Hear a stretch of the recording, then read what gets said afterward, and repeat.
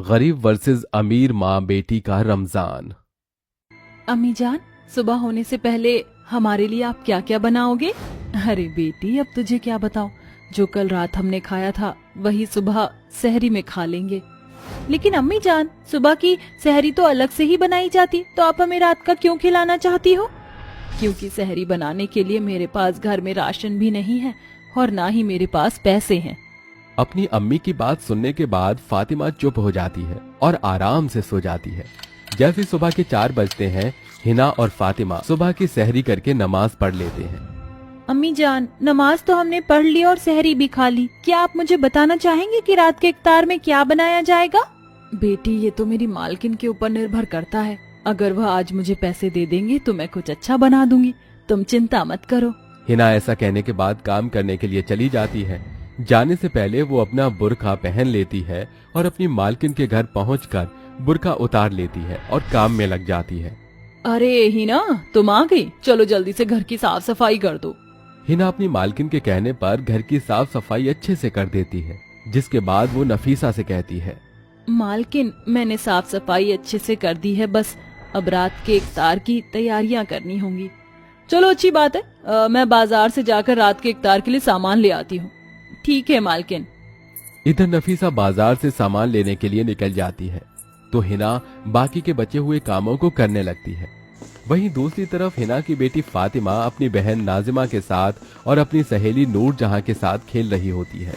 नूर जहां नफीसा की बेटी थी जो बहुत ही अमीर थी। अरे, तुम दोनों ने ऐसे कपड़े क्यों पहने हैं? तुम्हें पता है ना, रमजान का महीना चल रहा है, इस समय तो तुम्हें नए नए कपड़े पहनकर घूमना चाहिए था। नूर जहां, तुम्हें पता है ना, शायद हम लोग बहुत ज्यादा गरीब हैं और हमारी अम्मी जितना कमाती हैं उतने में सिर्फ घर का खर्चा ही चल पाता है। नूर जहां, तुम्हारे अब्बू तो तुम्हें सहरी और इफ्तार पर पैसे भी देते होंगे। हाँ, तुमने सही कहा, सभी लोग मुझे बहुत सारे पैसे देते हैं, अम्मी जान, अब्बू जान और मेरी खाला भी। हाँ हाँ, चलो अब फातिमा, हमें घर चलना चाहिए। दोनों बहनें अपना मुंह लटकाकर वापस घर लौट आती हैं।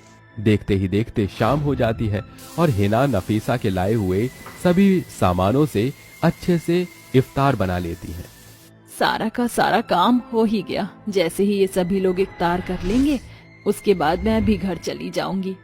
हिना सारा खाना खाने की टेबल पर लगा देती है, जिसके बाद नफीसा अपनी बेटी नूर जहां और अपने पति अकरम के साथ इफ्तार करती है।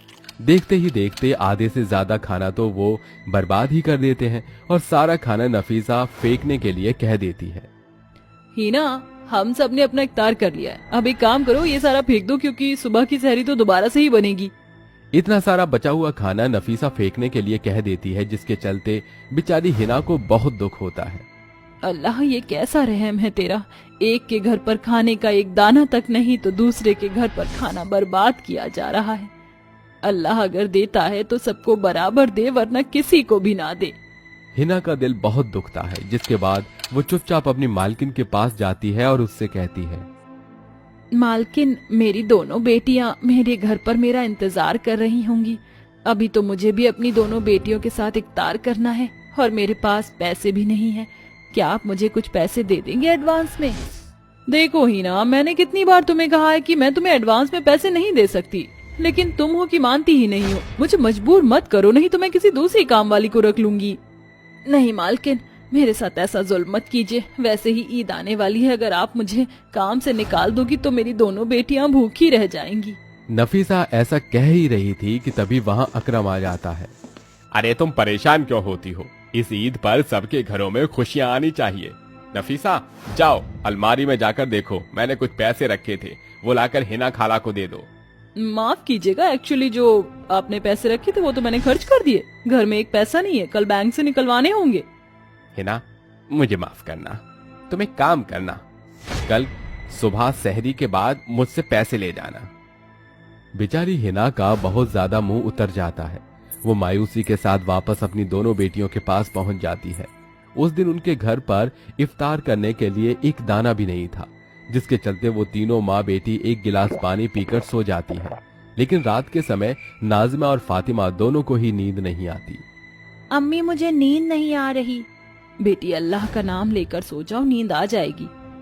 अम्मी, हमारी ये सारी परेशानियां कब खत्म होंगी? बेटी, अल्लाह की नजर हमारे ऊपर पड़ेगी। वैसे तो अल्लाह की नजर उसके हर एक बंदे पर होती है, लेकिन शायद उनकी नजर अभी हमारे ऊपर नहीं होगी। लेकिन तुम चिंता मत करो, एक न एक दिन सब कुछ ठीक हो जाएगा।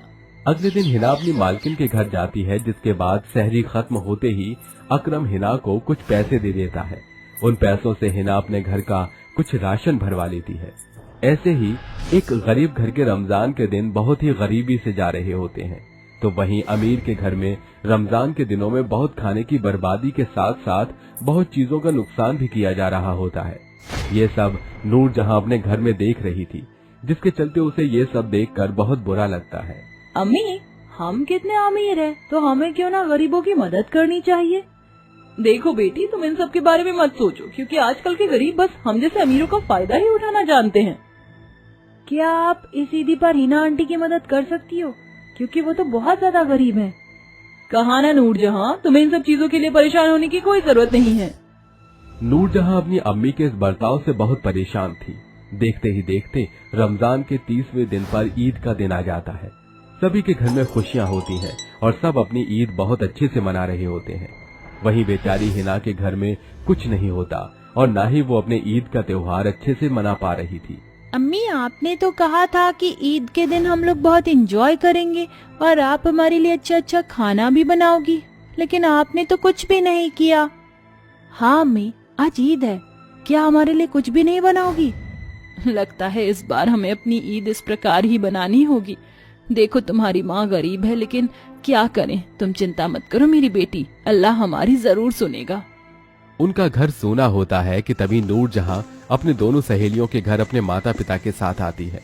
हिना खाला, कई सालों से आपने हमारी हर एक चीज में मदद की और कभी कोई शिकायत